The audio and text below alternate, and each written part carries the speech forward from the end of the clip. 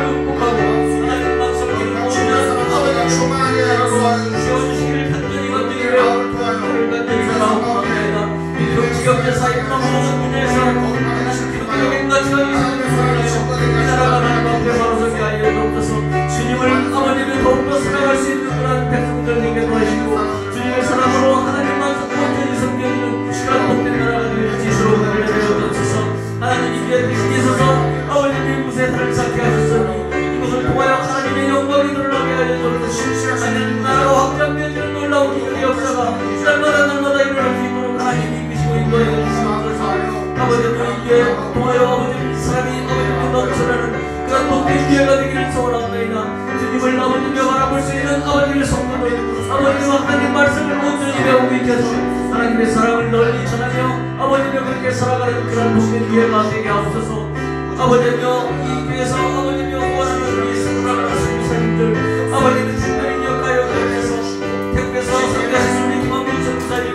기억하여 주시고 아버지님 그것은 아버지님과 성교제 갈 수 없지만 이것에서 아버지님의 기도로 아버지님을 도와주시는 모든 것들이 하나님 나라를 위하여 하나님 영광을 위하여 늘 아버지님이 서시게 하여 주옵소서. 그 하나님 은혜를 위해 주셔서 아버지님 모두가 건강한 모습으로 살아가게 하시고 또 하나님의 자녀들에게는 지혜를 더해 주셔서 하나님의 그 놀라운 은혜와 사랑으로 아버지님 무럭무럭 자라나는 우리 아버지님 자녀들을 다 알릴 수 있도록 건강한 모습으로 살아갈 수 있는 그런 복된 자녀들에게 도와주시길 간절히 바라고 나아가나이다. 중국의 아버지님 사역하고 계신 우리 스토사님 예수님 아버지님 우리 사성 목사님에게도 필요한 모든 것 채워주시옵소서. 부족함 없는 아버지여 설교 사역이 되게 하여 주시고 아버지님 특별히 중국 나라가 아버지의 복음으로 전국되어지는 것을 넘기자는 역사가 우리 서성 목사님을 통하여 이루어질 수 있도록 하나님 은혜를 내주시길 간절히 바라고 나아가나이다. 미국 땅에서 우리 아버지여 강성한 목사님 보통교회에 살아가고 있는 줄 믿습니다. 아버지여 그에게 필요한 모든 것들을 아버지여 채워주시고 아버지여 도와주셔서 아버지여 은혜롭게 아버지여 사역을 감당할 수 있도록 하나님이 계시고 인도하여 주옵소서. 주님의 그 놀라운 은혜와 사랑으로 그 가족 또한 아버지여 필요한 모든 것들 하나님의 아버지여 사랑 안에서 아버지여 다 이루어져 가는 그런 놀라운 기적이 역사가 일어날 수 있도록 하나님 은혜를 내주옵소서. 하나님 목사님 아버지여 세우소서. 이 목사님을 통하여 아버지여 이 입에서 나오는 아버지의 귀한 하나님의 말씀이 우리들 마음속에 아버지여 새기게 하시고 우리들에게 아버지여 온전히 새겨져서 하나님을 온전히 바라볼 수 있는 우리들의 삶도 되게 하여 주시고 하나님 은혜를 내주옵소서. 우리 목사님 하는 것마다 아버지여 하나님 영광이 나타나게 해주시고 하나님의 그 놀라운 은혜와 사랑으로 하나님의 그 놀라운 은혜로 아버지의 채워져 나가는 시간까지 되어주시도록 하나님 은혜를 내려주옵소서. 귀한 색다르게도 아버지여 은혜를 내려주시고 저들의 앞길도 하나님께서 책임져 주시옵소서. 한복하는 데는 조금도 부족함 없도록 하나님 지켜주시고 인도하여 주옵소서. 오늘도 예배 가운데 성령님 함께해 주셔서 그들의 기도가 하나도 땅에 떨어지지 않게 하시고 또 하나님의 찬양이 온전히 하나님 기쁘게 받으시고 아름다운 찬양들 드릴 수 있도록 인도하여 주옵소서.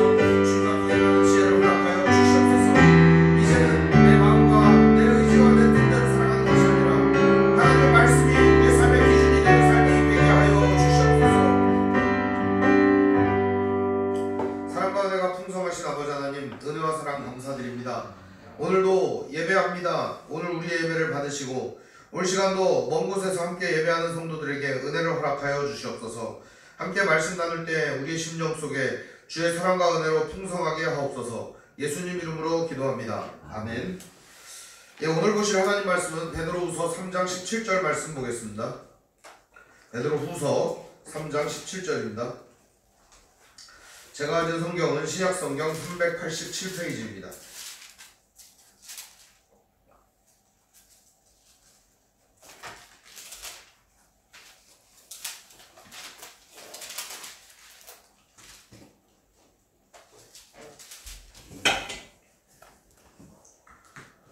우리 한 목소리 읽겠습니다.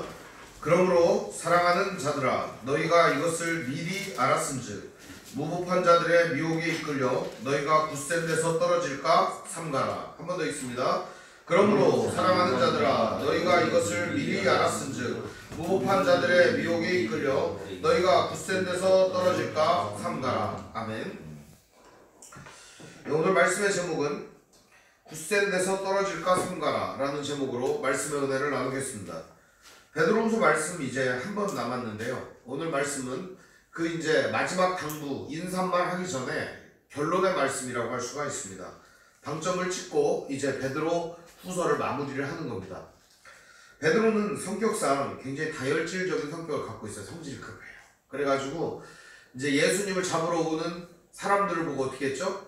칼을 빼서 달려나가서 칼을 갖다가 귀때기를 팍 잘라가지고 귀를 자를 정도로다가 굉장히 폭력성이 있고 굉장히 다혈질적인 성격을 가졌습니다. 그럼에도 말씀을 유순하게 받는 굉장히 좋은 마음이 있었습니다. 그래서 말씀을 받고 은혜를 받는 그런 베드로의 모습을 볼 수 있어요.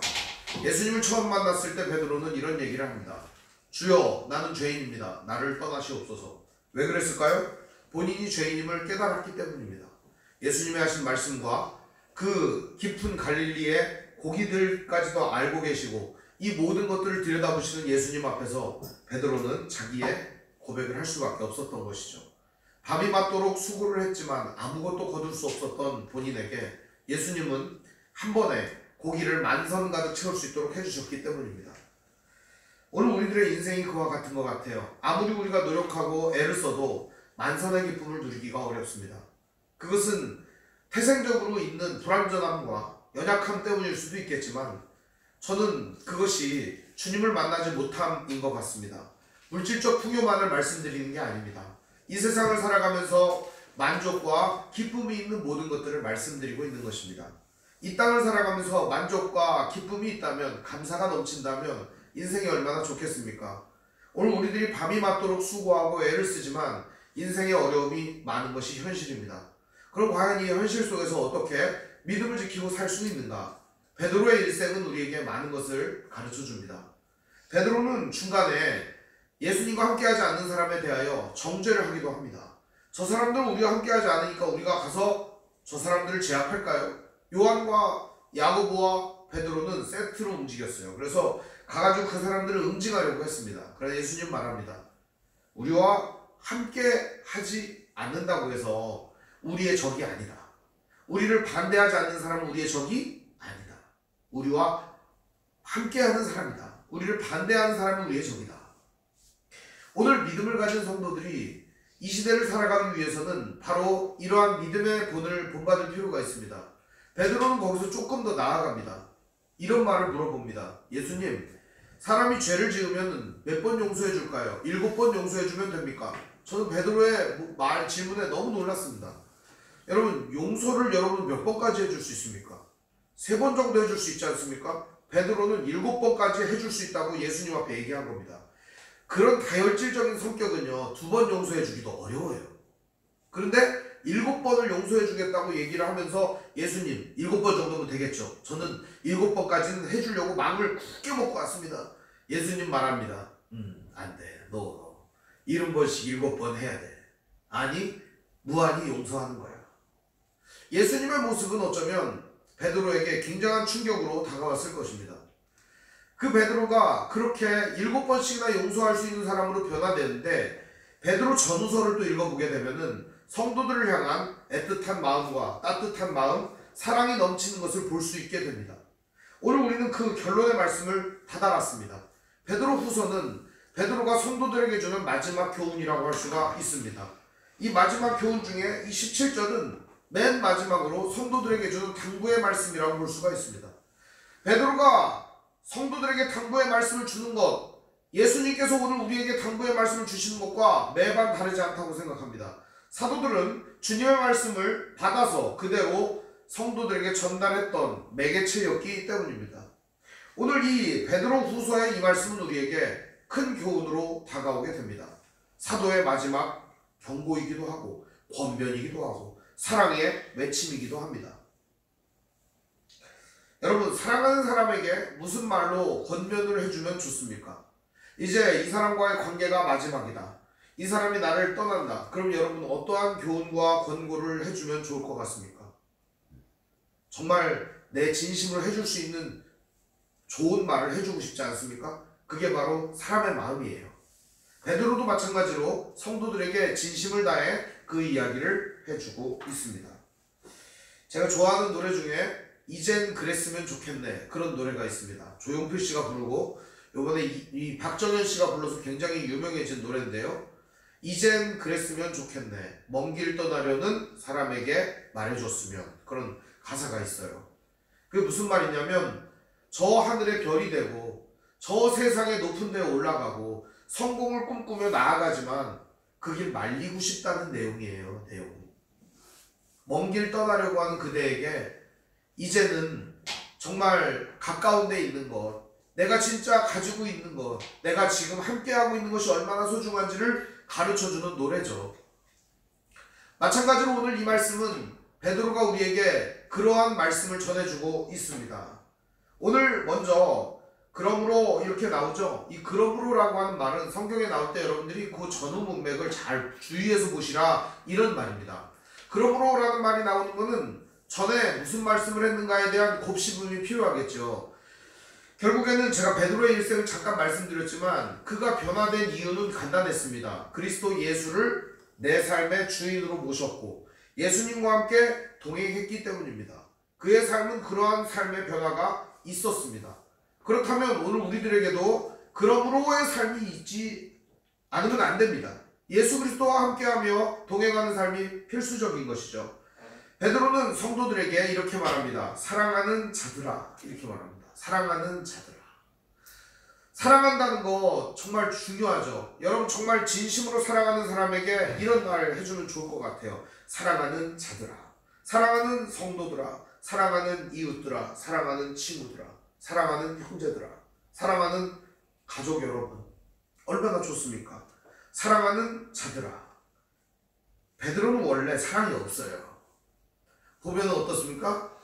그냥 무조건 다 자기가 최고 아닙니까? 예수님, 여기 있는 사람이 다 예수님 버린다고 하더라도 나는 버리지 않겠습니다. 자기가 최고였던 사람이었습니다. 어떻게 이렇게 바뀌었을까요? 십자가를 통해서 변화된 것입니다. 베드로는 십자가를 통해서 자기중심적 신앙을 벗어던지고 우리, 너, 나 함께하는 믿음을 가졌던 것입니다. 여러분 쭉 보시면은 얼마나 베드로가 사랑한다는 말을 이야기하는지 볼 수 있습니다. 우리 지난 시간에도 봤는데요. 14절 한번 보시죠. 14절. 14절에도 보면 사랑하는 자들아 이렇게 돼 있죠. 그죠? 14절에 조금 더 앞으로 가보면 8절에도 나오죠. 사랑하는 자들아 이렇게 나오죠. 그리고 3장 1절에도 나오죠. 사랑하는 자들아 이렇게 나오죠. 사랑하는 자들아, 사랑하는 자들아, 사랑하는 자들아. 왜 이렇게 계속 이야기를 할까요? 베드로후서 마지막 3장은요 정말 베드로 사도의 애끓는 외침으로 되어 있습니다. 정말 중요하고 정말 마지막으로 꼭 해주고 싶고 이 말씀을 정말 기억해야 되기에 이 얘기를 해주는 것입니다. 오늘 우리가 이 말씀을 그러한 마음으로 간절하게 받는다면 우리의 삶의 믿음이 성장하고 주님과 함께 더 동행할 수 있는 이 기반이 단단해질 수 있을 거라고 생각합니다. 먼저 우리가 베드로 사도가 한 말이 무엇인가를 살펴보는 것이 필요할 것 같습니다. 17절 말씀을 보면 너희가 이것을 미리 알았은즉 이렇게 얘기합니다. 그러므로 라는 말 속에 다 포함된 얘기이긴 하지만 너희가 이것을 미리 알았은즉 무슨 얘기예요? 미리 우리가 복음을 받고 성도가 되었다는 뜻입니다. 그러니까 베드로 전후서는 성도된 사람들에게 주는 권면의 말씀이에요. 그래서 성도들이 이것을 미리 알았다는 건 뭐냐면 구약 성경부터 신약 성경 전체에 흐르는 하나님의 사랑과 예수 그리스도의 구속하심과 성령의 인치심과 하나님 말씀 속에 담겨있는 이 진리를 베드로 사도는 성도들에게 전해주기를 원했던 것입니다.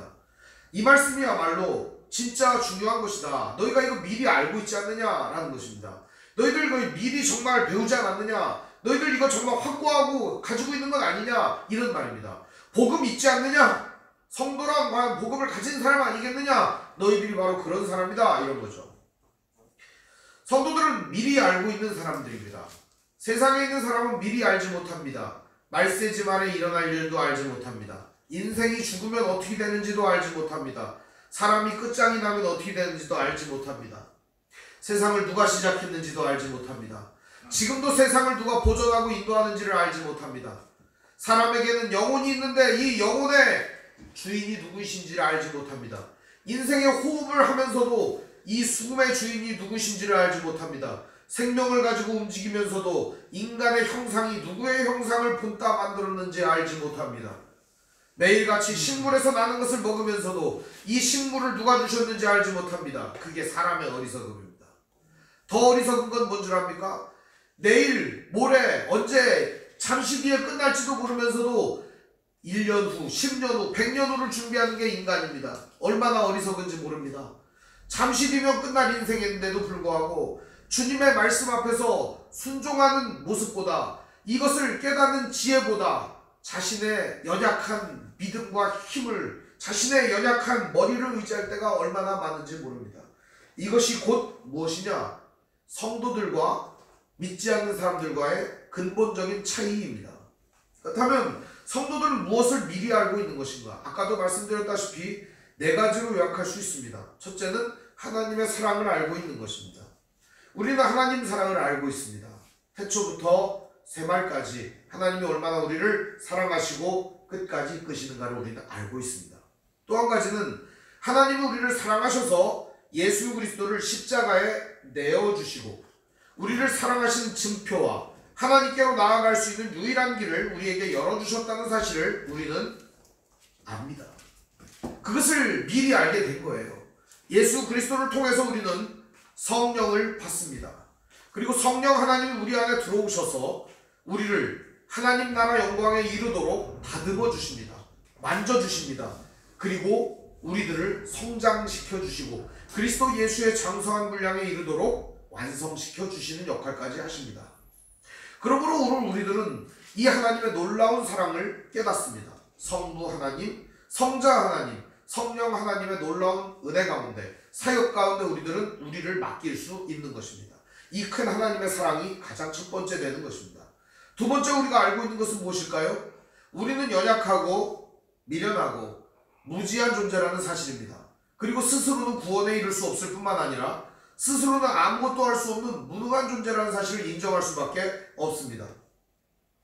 지난주에 제 페이스북에 핫한 일이 있었습니다. 원래 별로 핫할 일이 없어요. 그냥 써도 아무도 반응하지 않습니다. 그런데 자기 사랑의 함정이라는 글을 게재했습니다. 우리 교회 주보에 썼던 글이에요.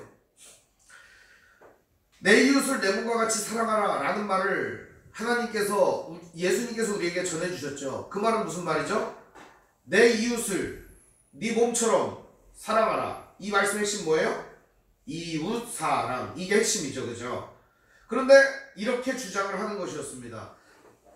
내 몸을 먼저 사랑하고 나를 사랑할 줄 알아야 이웃도 사랑할 수 있다. 이런 논리는 어디서 나온 건지 잘 모르겠습니다. 왜냐하면 나는요, 사랑한다고 안 해도 나를 사랑하게 돼 있어요. 배고프면 먹고요.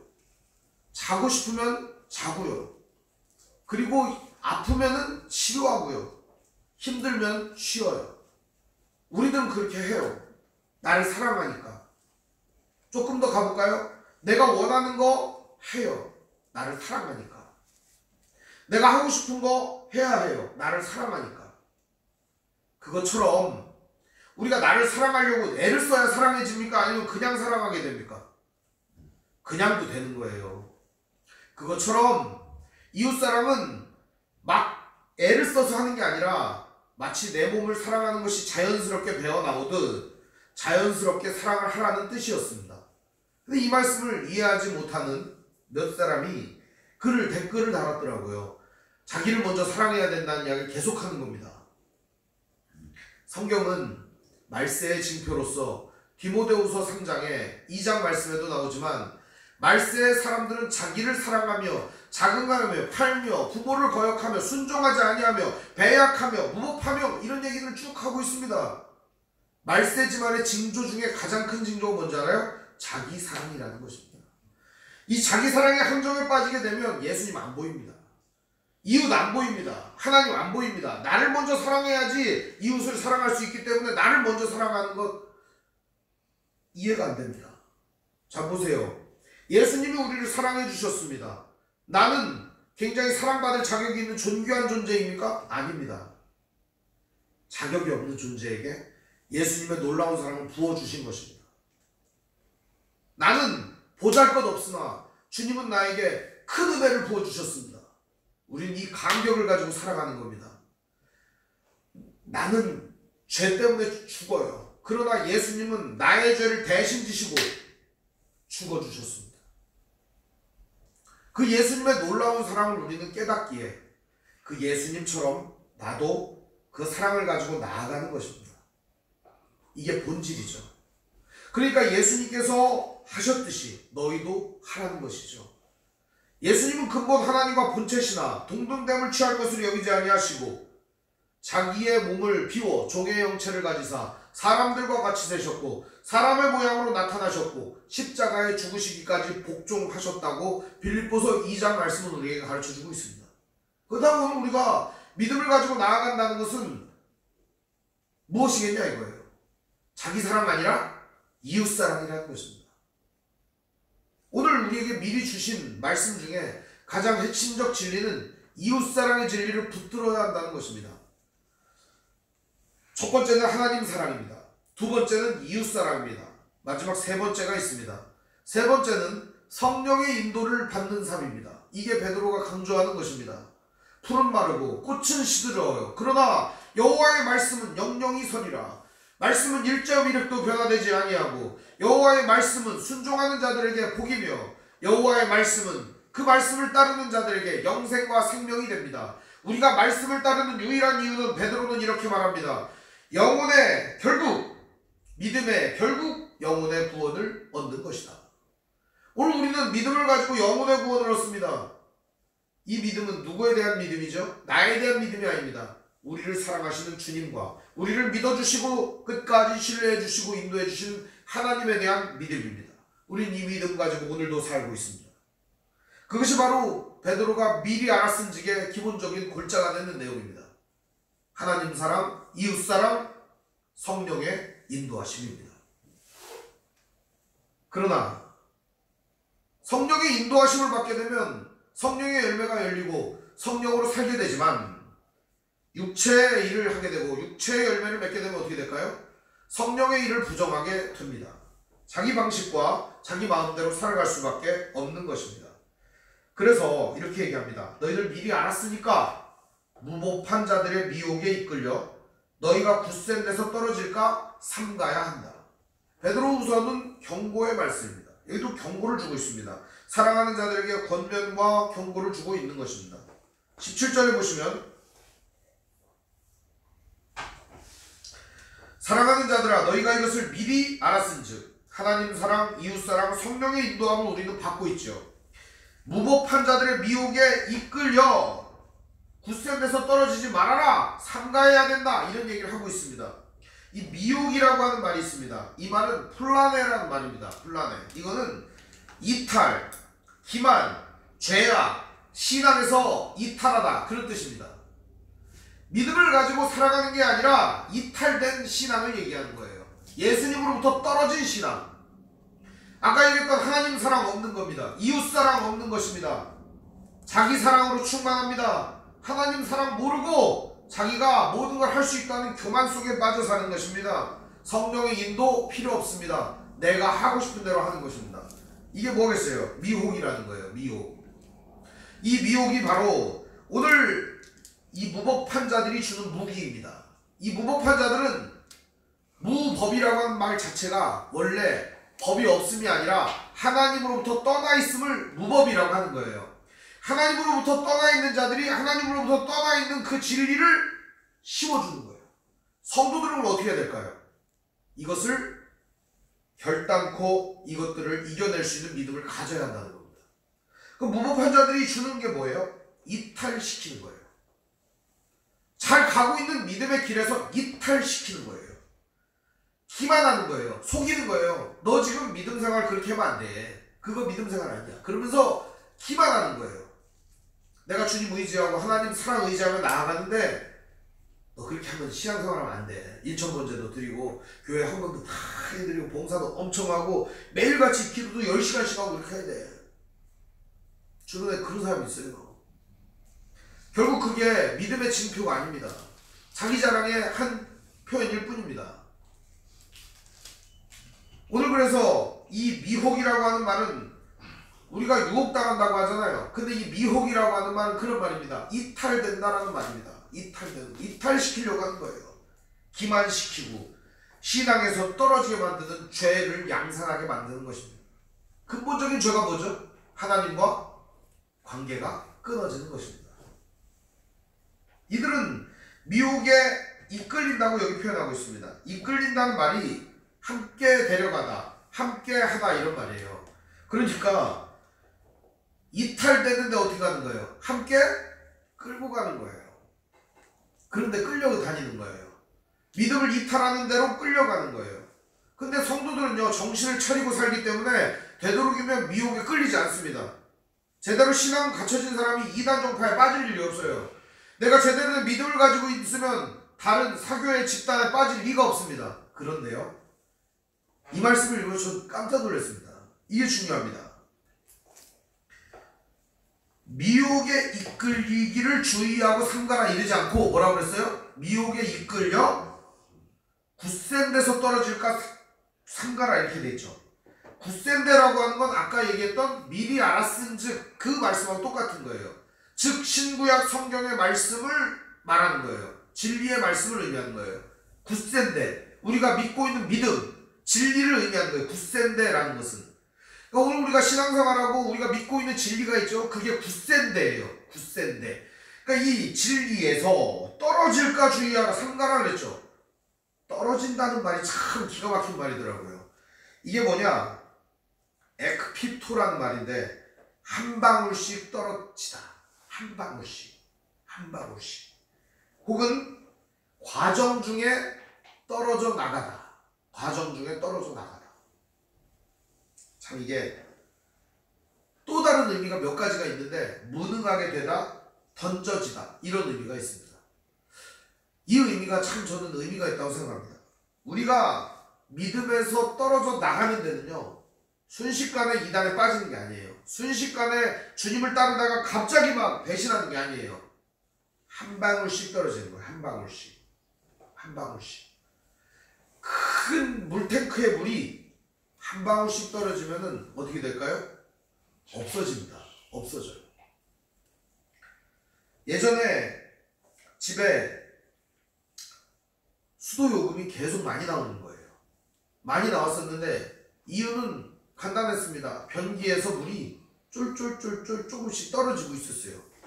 그걸 모르고서 수도 요금이 많이 나온 겁니다. 전기 요금이. 저희는 지하수를 쓰기 때문에 전기 요금으로 나가거든요. 전기 요금이 23만 원인가 나왔습니다. 원래 우리 집 3만 원 나오는데 이 한전이 뭐가 잘못됐다 해서 전화를 했더니 쓴 게 맞다는 거예요. 그래서 여기저기를 다 뒤져봤더니 거기가 범인인 거죠. 한 방울씩 쫄쫄 한 방울씩 떨어지는 게 결국에는 우리의 믿음을 없애버릴 수 있다는 거예요. 오늘 그래서 우리는 믿음 생활을 하면서 한 방울씩 떨어지는 우리의 믿음 누수를 점검해야 합니다. 그것은 어떻게 가능할까요? 매일 주님 앞에 서는 일밖에 답이 없습니다.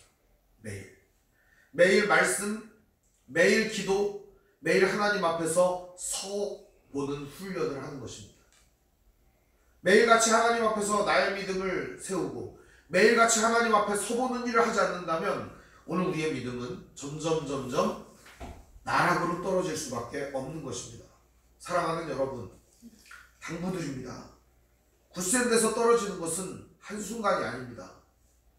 계속된 데미지가 우리를 그렇게 만들어버립니다. 권투선수인 김득구 선수가 있습니다. 김득구 선수가 15라운드 경기를 하다가 쓰러져서 죽습니다. 죽는데 김득구 선수가 죽은 이유가 뭔지 압니까? 계속된 펀치 때문이었습니다. 잔 펀치를 계속 얻어맞았기 때문이었습니다. 원래도 펀치 드렁크에 시달렸어요. 우리 권투 선수들은 펀치를 얻어맞기 때문에 뇌가 이렇게 흔들거려요. 그래서 사물이 두 개로 보이거나 혹은 갑자기 픽 쓰러져가지고 교통사고가 나는 경우도 있거든요. 펀치 드렁크라 그러는데 술 취한 사람처럼 비틀거리기도 합니다. 근데 경기에 나가서는 안 되는 몸을 이끌고 경기에 나가 여러 번 두들겨 맞아 결국에는 사망에 이르게 된 거죠. 카운터 펀치를 맞아서 쓰러진 게 아니에요. 계속된 펀치, 잔 펀치에 뇌가 흔들려 결국 쓰러지게 된 것이죠. 이 신앙생활을 하면서 믿음을 가지고 사는데 연약한 사람들은 그 연약한 데서 떨어집니다. 무너집니다. 이유가 뭔지 아세요? 매일같이 누수되는 신앙생활 속에서 그것을 계속 흘려버리기 때문입니다. 사랑하는 여러분, 오늘 이제 우리가 이 믿음을 점검하며 매일같이 살아가기를 바랍니다. 베드로 사도가 얘기했던 두 가지를 기억하시기 바랍니다. 첫 번째는 무법한 자들의 미혹에 이끌려 굳센 데서 떨어질까를 삼가시길 바랍니다. 삼간다는 말이 무슨 말인지 아시죠? 조심하는 것입니다. 또 한 가지는 서두에 말씀드렸다시피 미리 아는 바 굳센 데를 지키는 것입니다. 내가 알고 있는 이 믿음을 굳세게 지키는 것입니다. 매일같이 성령의 인도함을 받으며 말씀 가운데 든든히 굳건히 서는 여러분 되시기를 주님의 이름으로 축원을 드립니다. 기도하겠습니다. 사랑과 은혜가 풍성하신 아버지 하나님, 은혜와 사랑을 감사드립니다. 오늘 우리들 확고함과 견고함 가운데 굳센 데서 떨어질까 날마다 조심하며 성령의 인도함 받으며 살아갈 수 있도록 우리들을 붙잡아 주시옵소서. 우리 주 예수님의 이름으로 기도합니다. 아멘. 찬송가 546장 찬송 부르겠습니다.